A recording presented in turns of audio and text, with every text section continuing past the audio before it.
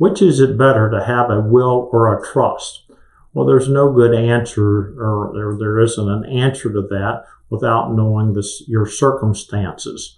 As far as everyone should have a will that says that whatever assets that they have in their name alone at the time of their death, that they wish to leave it to and name the beneficiaries. And if you have a trust, well, the will simply say, well, I want to leave everything to my trust and have it identified in the will and by date and name.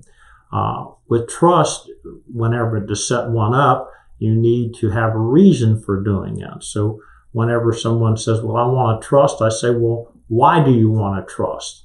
And particularly if you have a special needs person that you want to provide for, well, that's a good reason to have a trust or set up a trust. If you have beneficiaries who suffer from addictions or whatever, you want them to be able to have the money but not have access to it because you're concerned about it being squandered, or even having a trust for beneficiaries who are minors and you want to provide for their education and have the money held for their health, education, and maintenance to reach a certain age. So these are some of the reasons why you might want to establish a trust. Many times folks come in and say, well, I want to avoid probate.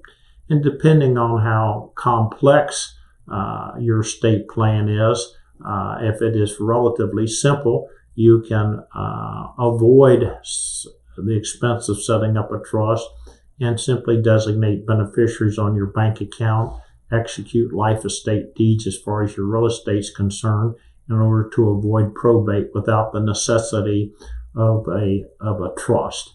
Also with wills, anytime a will does have to be probated if there are assets that are in the decedent's name.